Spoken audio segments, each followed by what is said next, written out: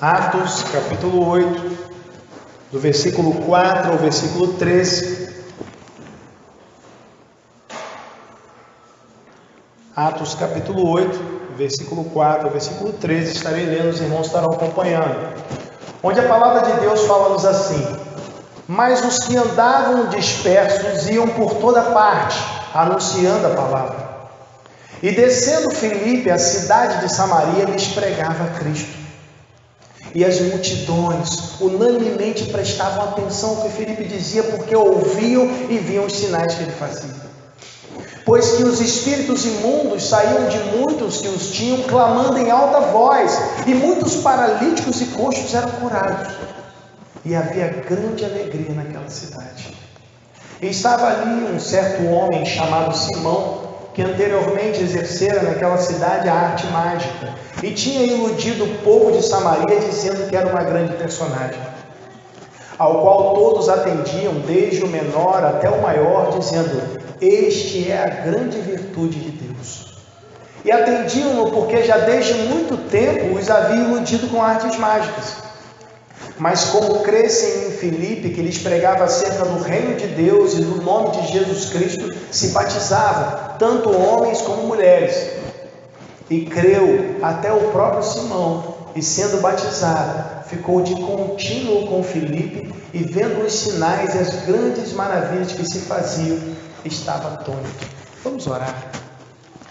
Ó Deus, nós te glorificamos, te exaltamos, ó Deus, porque, ó Pai, reconhecemos o privilégio que temos, ó Deus, de termos contato com a Sagrada Escritura, com a revelação completa, Pai, acerca daquilo que precisamos conhecer, ó Deus, no que tange, Pai, a salvação e a vida cristã, ó Deus. Nós te louvamos por isso, porque sabemos, ó Pai, que se não fosse o Senhor, nós nem estaríamos aqui. Obrigado, Deus, porque o Senhor nos salvou, e o Senhor, Pai, nos dá agora esse privilégio de refletirmos sobre a Tua revelação. Eu peço ao Senhor que Tu continues a nos dirigir para que compreendamos, ó Deus, aquilo que o Senhor nos deu, Pai, a Tua palavra, para que, compreendendo-a, ó Deus, possamos também pô-la em prática para a glória do Teu santo nome. Ó Deus, é o que eu peço e desde já te agradeço em nome de Jesus. Amém. Você pode se assentar. Irmãos, nós na atualidade percebemos que há muitas configurações de igrejas diferentes. Há anúncios luminosos, há igrejas que na verdade se consideram igrejas itinerantes, ou seja, que não tem um lugar fixo, se reúne num lugar aqui, outro lá, e aluga um lugar aqui e outro acolá. Há igrejas em que nós vemos apóstolos, há igrejas que nós vemos bispos, pastoras, tantas configurações, e com isso surge naturalmente o questionamento a respeito da missão da igreja, porque nós vemos muitas dessas igrejas engajadas em algumas atividades e muitas vezes afastadas daquilo que reconhecemos biblicamente como a atividade principal da igreja. E aí nós perguntamos, qual é a missão da igreja? Será que a missão da igreja é prover entretenimento? Será que a missão da igreja é a divulgação de uma marca associada a um grupo? Será que a missão da igreja é fazer ação social? Há quem pense que sim. Será que a missão da igreja é atender aos anseios das pessoas que se reúnem dominicalmente? Será que essa é a missão da igreja? Fazer o que as pessoas querem? Qual é a missão da igreja? E quando eu digo missão da igreja, não pense, sempre que eu utilizar esse termo igreja, eu não vou estar me referindo à primeira igreja batista do bairro Manuel Correia. Estou me referindo a toda a igreja de Cristo, tá? Quando eu for me referir à primeira igreja batista Manuel Correia, eu vou falar assim, é esta igreja. Mas em qualquer momento que eu falar a igreja, não estou falando dessa igreja, estou falando da igreja de Jesus Cristo de modo geral, tá? Então, só para não ter confusão, né? Quando for igreja Manuel Correia, eu falo. Mas enfim, Qual é a missão da igreja? O que a igreja tem que exercer como seu papel fundamental neste mundo tenebroso? O que a igreja deve fazer, o que marca a caminhada da igreja ao longo da história? Sem dúvida, né, nós vamos responder de pronto, né? Todos nós temos em mente aí uma palavra que resume essa missão. Mas nós vamos pensar nesta manhã também nessa palavra que resume essa missão, mas em alguns aspectos que estão ligados a essa missão também. E vamos intitular esse sermão dessa maneira: a missão da igreja. Diante de tantas coisas que muitas igrejas têm feito, diante de igrejas temáticas, essa é uma igreja para jovens, essa é uma igreja para velho, essa é uma igreja, essa é uma igreja missionária, essa é uma igreja da palavra, essa é uma igreja de sei que lá, tem igreja temática, né? Diante de tantas variações, tantas configurações, nós vamos pensar naquilo que a Bíblia diz sobre a missão da igreja. E a primeira coisa que eu quero destacar, irmãos, sobre a missão da igreja, é aquilo que você pensou, né? A missão da igreja é evangelizar. Nós temos essa missão porque é um mandado de Jesus Cristo. Cristo nos mandou. E nesse texto nós vemos de maneira bem evidente o cumprimento dessa missão de forma mais abrangente, né? Até então, os esforços evangelísticos estavam limitados ali à região de Jerusalém, estavam mais limitados, né? Mas agora nós vemos uma movimentação da igreja, os cristãos estão sendo dispersos, eles vão anunciando por toda parte a palavra. E isso, irmãos, chama a nossa atenção, porque no texto, se os irmãos lerem o versículo 1 do capítulo 8, vão perceber que os apóstolos não fazem parte desse movimento. Os apóstolos permaneceram em Jerusalém. Aqueles que agora estão se deslocando e no seu deslocamento, pregando nas regiões da Judéia e da Samaria, não há apóstolos nesse meio. E é interessante nós pensarmos sobre isso, porque há quem conclua que a evangelização, essa evangelização de sair por outros lugares, seria uma missão exclusiva dos apóstolos. Mas nós vemos aqui que a própria igreja é uma ação da igreja. E impressionante, né? De forma impressionante, ela é incentivada por diáconos, né? Nós temos Estevão, prega aquele sermão e depois é apedrejado. Em seguida, Filipe, ele atua de forma evangelística aqui, de modo que lá em Atos, capítulo 21, versículo 8, ele é chamado de o evangelista. Aí cabe uma observação, né? Não que evangelista fosse um título que caracterizasse um oficial da igreja, mas ele é chamado o evangelista porque ele evangelizava, assim como João era chamado o Batista porque batizava. Então nós não concluímos, por exemplo, que há um oficial da igreja, havia um oficial da igreja chamado Batista, né? Nós não concluímos isso, porque João era o Batista que batizava, Filipe o evangelista que evangelizava, né? Então, mas enfim, o que nós vemos aqui, irmãos? Que a igreja age nesse texto de forma evangelística, anunciando a palavra, anunciando a mensagem, sem que para isso fosse necessário uma convocação geral dos apóstolos. Os apóstolos nem se envolveram nesse esforço evangelístico, permaneceram em Jerusalém. A igreja se movimenta exclusivamente por causa da consciência da missão. Nada, mas não há uma liderança, vamos organizar aqui, vocês vão por ali, vão por aqui. Irmãos, se os irmãos perceberem, essa evangelização, ela se a gente olhar a partir de uma perspectiva estratégica, né, ela é desorganizada, ela é desordenada, porque simplesmente eles estão sendo dispersos. E aí alguém podia pensar, caramba, poxa, não tem estratégia, não tem nada. Eles tinham um folheto, pastor? Nem folheto eles tinham. Mas, pastor, mas marcaram um culto no lar, pelo menos, de alguém? Não, saíram por aí falando. Que isso, pastor? Que coisa desorganizada. É a igreja de Jesus Cristo. Claro, não estamos argumentando em favor de uma desorganização, porque o próprio Jesus, ele mandou os discípulos de maneira ordenada em várias ocasiões. Jesus envia os 12, envia os 70. Mas o que eu quero destacar, irmãos, é que a igreja de Jesus Cristo, ela só precisa da consciência da missão para que ela possa cumprir essa missão.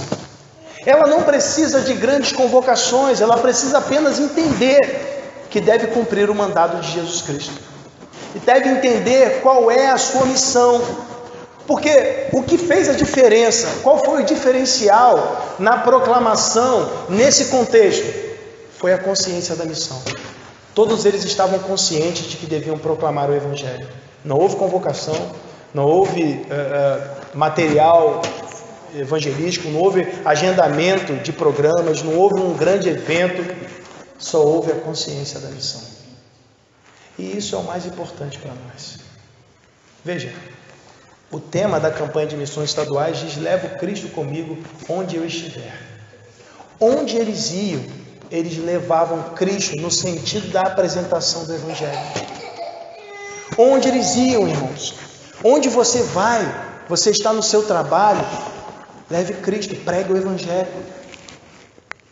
Onde você vai, onde você estiver, você está na escola, leve o Evangelho, pregue. Onde você estiver. Agora, nós só não podemos nos limitar e dizer: olha, pastor, eu não atendo nenhuma convocação geral para evangelização, porque lá na minha escola, no meu trabalho, eu já falo com as pessoas, então eu entendo que evangelização é isso aí nos relacionamentos. Ah, convocação geral, sai daí, meu irmão. Esse é um extremo. Por que um extremo? Porque o próprio Jesus, ele fez movimentos evangelísticos organizados. Isso não está errado, irmãos. A igreja, na verdade, deve fazer isso. Por quê? Onde nós estivermos, devemos pregar o Evangelho. Nós estamos aqui. Então aqui nós devemos pregar o Evangelho também. E nada melhor do que somarmos forças para isso. Nada melhor do que nos unirmos num único esforço evangelístico. Agora, isso vai nos eximir. Aí já é outro extremo. Não, só vou evangelizar se tiver uma convocação geral, um movimento organizado. Fora disso, eu não evangelizo. E se a igreja não fizer isso, a igreja não evangeliza. No momento que nós afirmamos que a igreja local não evangeliza, nós estamos afirmando que nós não evangelizamos. Porque nós somos a igreja. Mas quando você está consciente da missão, você evangeliza em todo o tempo, não desperdiça as oportunidades. Mas isso, obviamente, não significa que nós não devemos fazer, nos organizar para evangelizarmos. Temos que fazer uma e outra coisa, onde quer que estejamos. E não podemos nos eximir também da responsabilidade, transferindo essa responsabilidade para um material evangelístico ou para um evento. Ah, eu só evangelizo se tiver um folheto. Se tiver folheto, não vou evangelizar não. E só se eu puder botar só na caixa do correio mesmo, porque eu não quero ter contato com ninguém. Aí evangelizei. Pronto. Ou então, se tiver um evento, eu convido a pessoa para o evento. Mas convidar para o evento não é a pregação do Evangelho. Não é apresentar Cristo. Apresentar Cristo é bem diferente. Agora perceba, irmãos, que eles andavam dispersos, mas na narrativa de Lucas, ele destaca aqui um homem chamado Filipe, um homem que já havia sido mencionado em Atos capítulo 6, no versículo 5, ele era um dos 7, aqueles que foram selecionados para ajudar ali os apóstolos no cuidado com as viúvas, com os órfãos, os diáconos. Nós vemos Filipe, ainda que ele fosse diácono, ainda que ele tivesse por função servir mesas, ajudar órfãos e viúvas, ele não considerou que ajudar órfãos e viúvas ou servir mesas fosse a pregação do Evangelho. Embora muitos hoje considerem isso. Muitas pessoas hoje entendem que pregar o Evangelho é fazer ação social. Mas Filipe, tendo o encargo do trabalho social da igreja, ajudando viúvas e órfãos, Filipe, ele compreendeu que isso era insuficiente, ele precisava pregar o Evangelho. Ele precisava anunciar, porque fazendo apenas aquilo, ele não estava cumprindo a sua missão. Assim como Estevão, eles evangelizaram. Veja, é interessante, irmãos, que a evangelização, ela era a principal missão de todos. Eles não consideravam que uma tarefa exercida no convívio da igreja os eximisse da tarefa da missão de evangelizar. Por exemplo, certa vez, quando congregava lá no Rio, na igreja lá no Rio, uma menina falou, eu perguntei, poxa, você fala de Jesus para alguém, você evangeliza, você não participa aqui das evangelizações? Ela falou assim, não, eu evangelizo quando eu dou aula para as crianças, na classe aqui. Eu falei, caramba, em nenhum outro momento, é só isso aí? Eu entendo que tem crianças ali que realmente não são crentes, mas, poxa, você entende que com isso você não precisa mais no seu trabalho, na sua vizinhança, apresentar o evangelho para ninguém? Aqui está resolvido. Então essa compreensão também é uma compreensão muito limitada, porque às vezes as pessoas executando tarefas na igreja local, eu canto lá na frente, então eu não preciso evangelizar, já evangelizo cantando. É estranho isso, né? Porque nós não vemos nas escrituras alguém evangelizando cantando. Nós precisamos, irmãos, compreender qual é a nossa missão. Nós precisamos compreender o que nós temos de fazer, que a nossa evangelização, ela não pode se limitar a um grupo, não pode se limitar ao grupo das crianças, não pode se limitar, não, irmãos. Essas pessoas aqui, elas entenderam isso, foram dispersas, foi meio que por ordem ali, porque houve uma dispersão, mas elas estavam agora, irmãos, abandonando um grupo restrito, somente judeus, e estavam agora partindo para um outro grupo, que eram os samaritanos. A nossa evangelização não pode se limitar a um grupo específico. Por exemplo, eu não posso dizer, olha, eu só evangelizo se for militar, né? Se não for, não vou evangelizar. Que é isso? Só evangelizo se for aqui, né? Que é isso? Nós temos que evangelizar, irmãos, sempre que nós tivermos essa oportunidade. Não importa se é novo, se é velho, se é criança, não importa. Falemos do amor de Deus em todo o tempo. Não importa se estaremos andando, caminhando, nós temos que expor Cristo. Agora, algo digno de nota a respeito desse texto é que enquanto havia alguns que com liberdade estavam pregando o Evangelho, havia outros que por causa do Evangelho estavam privados da sua liberdade. Porque nos versículos anteriores, se os irmãos verificarem, Saulo, que nunca trocou de nome, Saulo nunca trocou de nome.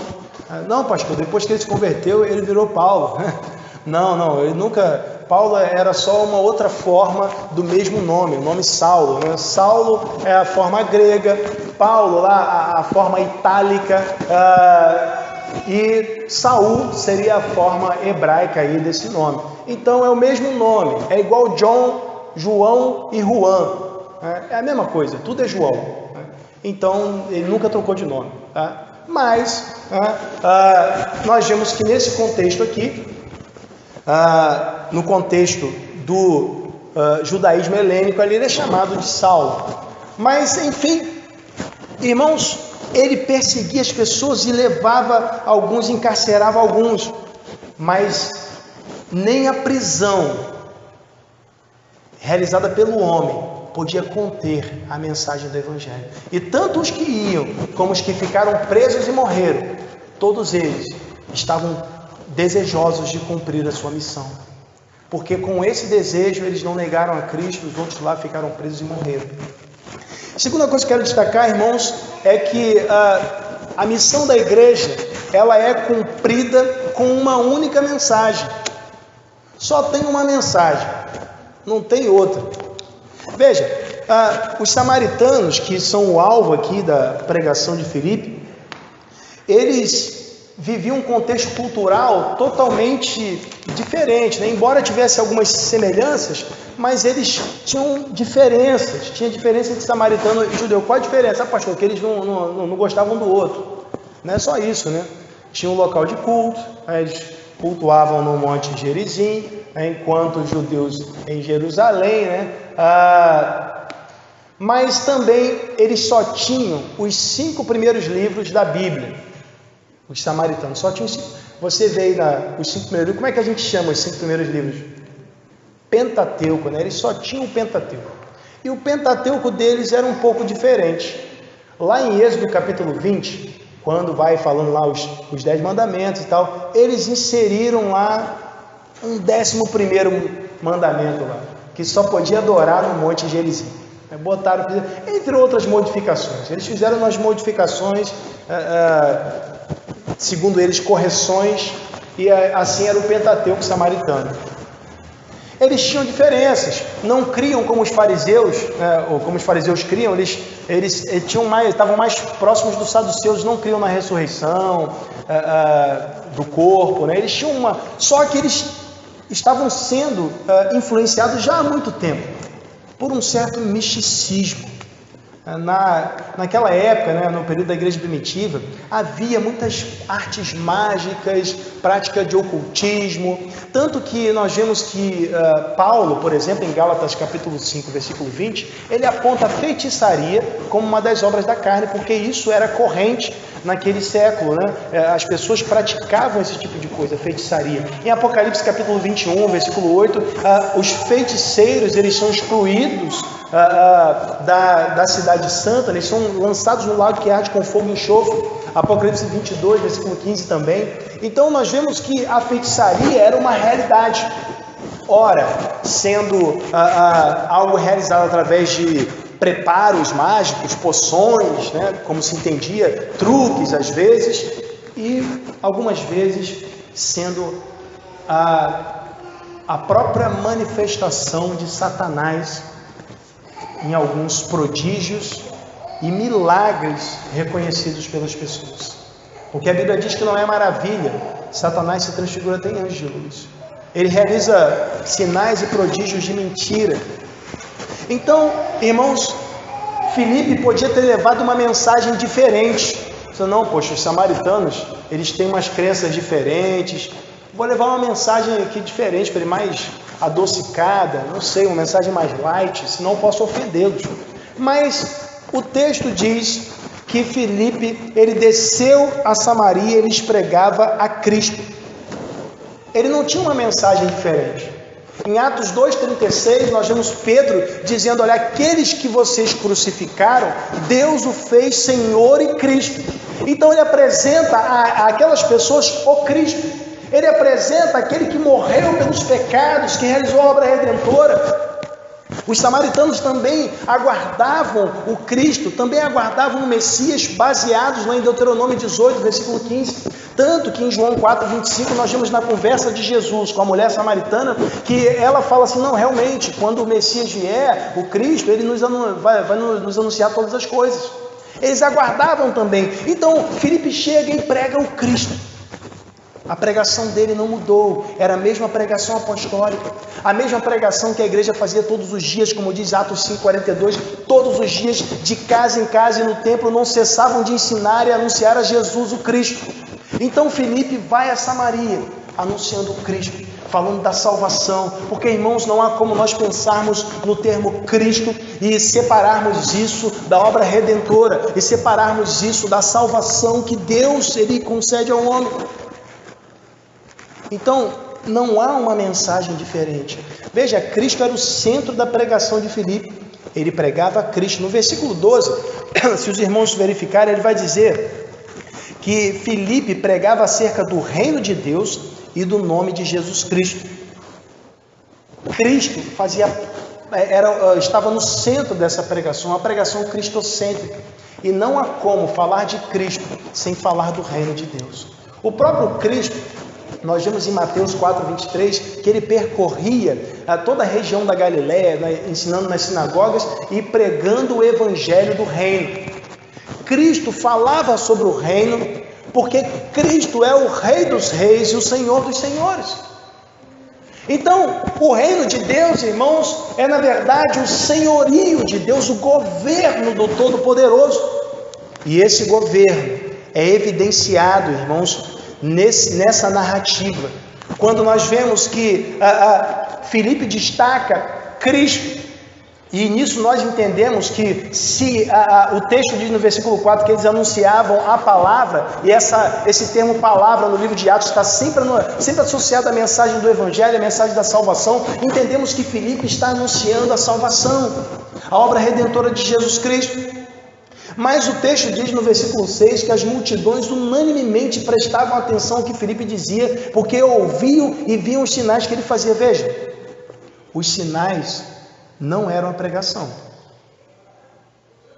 Eles ouviam o que Filipe dizia, e o texto diz que eles também viam os sinais que ele fazia. Os sinais, eles, de certa maneira, aos olhos dos samaritanos, autenticavam a mensagem. Eles davam ouvidos, mas os sinais, os milagres não eram a pregação. A pregação já foi mencionada no versículo 5. Ele pregava Cristo. Ele não pregava milagres. E por que neste tempo nós vemos uma mensagem diferente? Porque neste tempo nós vemos uma mensagem que enfatiza milagres ao invés de enfatizar Cristo? Porque vemos uma mensagem diferente que foca as necessidades que supostamente o homem tenha do que a maior necessidade, que é a salvação. Filipe, um destaque aqui feito por Lucas nesse movimento evangelístico, ele não tem por foco os sinais, as maravilhas, nem mesmo a expulsão dos espíritos imundos, como diz o versículo 7. Mas todas essas coisas, irmãos, elas apontam para aquilo que Filipe estava pregando. Ele estava falando do reino de Deus. Então, quando os enfermos eram curados, ele estava mostrando para os samaritanos que Cristo era rei também sobre esses aspectos físicos, reinava sobre tudo. Quando os espíritos imundos eram expulsos, destacava que o verdadeiro rei não era Satanás, mas Cristo. O reino de Deus estava sendo implantado a partir da intervenção divina naquela localidade, de modo que cada vez mais Satanás perdia terreno e Cristo avançava, porque não há, irmãos, comparação. Fazer é até algo absurdo. Não há comparação entre Cristo e Satanás. Cristo e Satanás não estão numa queda de braço, não estão disputando as almas dos homens. Cristo, ele é rei e ponto. Não há essa briga, essa queda de braço. Cristo é rei e ponto. E isso é mostrado de maneira bem evidente no texto. Veja, e é interessante também a gente refletir que o Evangelho, irmãos, ele sempre foi o Evangelho do reino. O próprio Jesus, ele fala em Mateus 24, versículo 14, e este Evangelho do reino será pregado em todo o mundo, então virá o fim. Sempre foi o Evangelho do reino. Percebe, irmãos, que embora Filipe realizasse sinais e maravilhas, Filipe não pregava a si mesmo. Como assim, pastor? Quem pregava a si mesmo é um camarada que está nesse texto aqui, um outro cara, Simão. Mas ele não pregava a si mesmo. Eu sou bom, vem aqui que o milagre vai acontecer. Vem aqui, meu irmão, que eu vou fazer. Aqui negócio de igreja por aí não. Aqui acontece milagre. Consegue imaginar Filipe fazendo isso? Ainda botando um chapelão de mexicano? Não dá, né? É difícil. Mas nós percebemos, irmãos, que Filipe, ele está preocupado em anunciar Cristo e anunciá-lo como rei, porque ele fala do reino de Deus e do nome de Jesus Cristo. Ele não quer se apresentar como alguém que detém poder, mas como alguém através do qual Cristo, o rei, realiza todas essas coisas. Então esse é o ponto. A pregação do Evangelho, ela só pode ser feita com uma única mensagem, a mensagem do Evangelho. Não dá para a gente pregar outra coisa, não dá para pregar milagres, não dá para pregar o próprio indivíduo, se pregar, que é isso? Eu sou o cara e tal, faça e aconteça. Não. Temos de pregar Cristo. Temos que anunciar a mensagem salvífica. Terceira coisa que quero destacar, irmãos, é que a missão da igreja, ela é cumprida confrontando o erro. Veja, falamos que nada tem valor sem o Evangelho, né? Nós destacamos aí anteriormente, nem mesmo as curas, nem mesmo a expulsão de demônios, nada disso tem valor sem a pregação do Evangelho. Essas coisas, elas têm o propósito, né, de, em algumas circunstâncias, autenticar a mensagem do Evangelho. Acredito, irmãos, que se Deus assim desejar, num contexto de missões, aí pregando o Evangelho, quando houver uma grande oposição, tal como havia nesse tempo, Deus sim, Ele pode realizar esses sinais, mas nenhum homem vai deter esse poder. O próprio Deus assim o fará e a mensagem será autenticada. Mas, veja, a missão da igreja é cumprida confrontando o erro. No versículo 9, após nós vermos que havia grande alegria naquela cidade, no versículo 8, o versículo 9 destaca que estava ali um certo homem chamado Simão. O texto diz que ele havia exercido ali a arte mágica e tinha iludido o pessoal de Samaria, dizendo que era uma grande personagem. Ele está dizendo que ele era o cara, né? Então, esse camarada, utilizando artes mágicas, alguns pensam que eram truques, né? Que ele era, né, fazia lá, agora você vê, agora você não vê, né? Uma coisa assim. Outros entendem que na verdade se tratava de uma ação de Satanás, que era o diabo mesmo atuando. As duas coisas são possíveis, não há assim um ponto final nisso, mas enfim, o que eu falava até na escola dominical agora, né, que o importante para nós não é se a pessoa está mentindo, se a pessoa está convencida de que aquilo é verdade, embora aquilo seja um erro, se a pessoa está fazendo um truque, se é o diabo. O importante para nós é isso está alinhado com as Escrituras. Isso é importante para nós, que a gente fica preocupado, pastor, né? Então o meu amigo, ele estava mentindo? De repente não, pô. De repente ele estava convencido daquilo, ele mesmo estava enganado. Ele não tem que achar que todo mundo está mentindo, está querendo passar a perna no outro. Mas o ponto principal não é se ele estava mentindo, se estava convencido do erro, é se isso está alinhado com as Escrituras. E nós vemos claramente, irmãos, que após a pregação do Evangelho, aquilo que Simão estava fazendo é deixado de lado. O próprio Simão, se os irmãos verem no texto, o próprio Simão, ele abandona aquele negócio, porque ele viu, caramba, esse negócio de evangelho aí, isso é bom, hein? Ele que se dizia uma grande personagem, ele era o cara, né? Até as pessoas, né, reconheciam isso, né? O versículo 10 diz, ao qual todos atendiam, desde o mais pequeno até o maior, dizendo, este é a grande virtude de Deus, ou o grande poder de Deus. Com isso, possivelmente, né, aquela ideia de misticismo estava presente lá entre os samaritanos. Talvez as pessoas estivessem pensando que ele estava unido a Deus de uma forma mística e ele era o poder de Deus, uma coisa assim meio de um misticismo, uma coisa esquisita.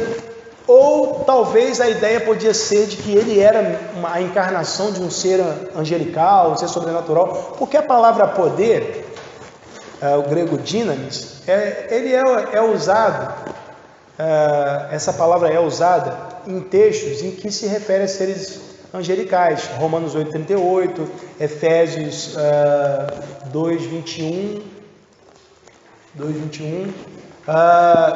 Há textos que a palavra poder, né, grego dynamis, é usada no sentido apontando para seres angélicos e tal. Às vezes até o próprio Deus, Marcos 14,62, Jesus fala que viu o Filho do Homem vindo à direita do poder. Então, pode ser entendido que o pessoal tinha compreensão ali de que ele era a encarnação de um ser sobrenatural e tal. Ou seja, o pessoal estava enganado. Essa é a questão. O resumo da obra é que eles estavam enganados. Há quem pense que isso foi sugestão do próprio Simão. Irmãos, agora é o seguinte, o texto diz no versículo 11 que eles estavam atendendo a ele assim porque ele já tinha enganado o pessoal com artes mágicas. Irmãos, isso aqui não se parece com hoje? Pessoas que se autoproclamam, eu sou um grande personagem. Pessoas que realizam mesmo fenômenos e tal, e por essa razão iludem as pessoas. Não tem esse negócio? Isso acontece hoje, né? Mas o texto mostra que assim que o Evangelho é apresentado, assim que Cristo é pregado, o erro, sendo confrontado, é abandonado. Não tem como pregar o Evangelho sem confrontar o erro. Não tem como pregar o Evangelho sem dizer o que não é o Evangelho. Porque, irmão, pensa bem, você está vendo lá o seu amigo caminhando para o inferno, né? Você está vendo ele crendo, irmãos, e às vezes nós deixamos de pregar para as pessoas, porque a pessoa diz que está indo numa igreja X, mas será que ela se converteu? Às vezes a gente esquece de perguntar isso. Ou mesmo, né, às vezes ela está sendo guiada por um grupo que é difícil a gente caracterizar como igreja. Um grupo que não prega Cristo, não lê Bíblia. Então, nosso dever também é pregar o Evangelho a essas pessoas. Isso é facilmente entendido para nós quando nós lidamos, por exemplo, com espíritas, católicos, Testemunho de Jeová, Mórmon. Mas quando nós nos aproximamos de outros grupos, às vezes a gente não tem o mesmo comportamento, né? Grupos que têm uma pregação voltada para... Tem muito sal grosso, né? Pede muito dinheiro, essas coisas assim, né? Dificilmente a gente vai pregar, não, eu sou daquela igreja ali. Não, então tá bom. Mas será que essa pessoa realmente, ela já, em alguma vez na vida dela, já ouviu o Evangelho? Porque uma vez tendo ouvido o Evangelho, o erro vai ser confrontado. Ela precisa abandonar aquele erro. É possível que as pessoas ainda fiquem em algumas igrejas que têm uma pregação semelhante aqui a de Simão, o mágico, mas por conta de afinidades, de vínculos sociais. Mas só que nós precisamos pregar, né? Precisamos falar do amor de Deus, alertar, né? Essas pessoas. Já pensou, você sabe que aquele caminho está levando a pessoa para o abismo e você não fala nada? Precisamos pregar o Evangelho. Tem pessoas que às vezes frequentam igrejas, mas que nunca se renderam aos pés de Cristo. Ao ouvir o Evangelho, eles vão compreender isso e vão abandonar o erro. Pessoas que estão pensando em Cristo como apenas um protetor ou curandeiro. Não, Cristo está me protegendo do mal, né? Pessoas que não conhecem a mensagem bíblica, porque Jesus é apenas aquele que protege do mal e que vai curar uma doença. Mas quem é Cristo de verdade? O que é a mensagem do Evangelho? Qual é o plano de salvação? Então, não se conhece, não se sabe, nunca se viu, nunca se ouviu. Mas o texto diz aqui que Filipe, pregando ali sobre o reino de Deus, as pessoas criam e eram batizadas. E o texto diz que creu até o próprio Simão, sendo batizado, ficou de contínuo com Filipe e vendo os sinais e as grandes maravilhas que se faziam, estava atônito. Irmãos, isso é impressionante. Lucas parece que ele joga com as palavras ali para mostrar o absurdo que estava acontecendo, porque essa palavra traduzida como atônito é a mesma palavra que é traduzida como Simão iludia as pessoas, né? Não tem o texto, mas aparece duas vezes, mas duas vezes aqui ele havia iludido a gente de Samaria, ele havia iludido há muito tempo, né, com artes mágicas. A mesma palavra, ela tem dá essa ideia de estar atônito, estar surpreso. Então agora o próprio Simão, que antes surpreender as pessoas, ele agora está surpreso diante do que acontece aos seus olhos, diante da manifestação do poder de Deus, diante da evidência do senhorio de Deus. E isso, irmãos, mostra que por mais que haja oposição, nós vemos aqui a oposição de Satanás nesse texto, manifesta através da perseguição, através das artes mágicas de Simão, por mais que haja oposição, como diz em Apocalipse 7:9, Deus há de resgatar uma multidão numerosa que não se pode contar, gente de toda língua, tribo e nação. Nada pode frear o Evangelho, nada pode parar a igreja de Cristo é indestrutível. Ainda que morram alguns, os outros seguem em frente. Ainda que alguns sejam presos, os outros continuam pregando. Ainda, irmãos, que haja oposição do inferno, a igreja segue pregando o Evangelho. Porque essa é a missão da igreja. A missão da igreja é evangelizar. E não dá para cumprir essa missão com uma mensagem diferente. Não dá para cumprir essa missão sem confrontar o erro, porque é assim que a Bíblia diz. Não dá para nós dizermos o que é o Evangelho sem dizermos o que não é o Evangelho. Dizer quem Cristo é sem dizer o que Ele não é. Porque a partir do momento que nós dizemos quem Cristo é, já estamos afirmando o que Ele não é. A partir do momento que apresentamos a boa nova da salvação, estamos dizendo já o que não é a boa nova da salvação. Sendo assim, ser igreja é pregar o Evangelho, é confrontar o erro, é pregar todos os dias, em todos os lugares, sempre. Vamos orar. Senhor, nós te damos graças, nós te glorificamos, te exaltamos, ó Deus, porque nos consideramos, ó Pai, privilegiados em termos esse contato com a Sagrada Escritura, oportunidade de reflexão, oportunidade, ó Deus, de também, Pai, praticarmos aquilo que o Senhor nos diz na Tua Santa Palavra. Ensina-nos, ó Deus, a todos os dias vivermos esta realidade, a não nos acomodarmos, não nos eximirmos, ó Pai, mas falarmos do Teu amor, onde quer que estejamos. Ó Deus, é o que eu peço e agradeço em nome de Jesus. Amém.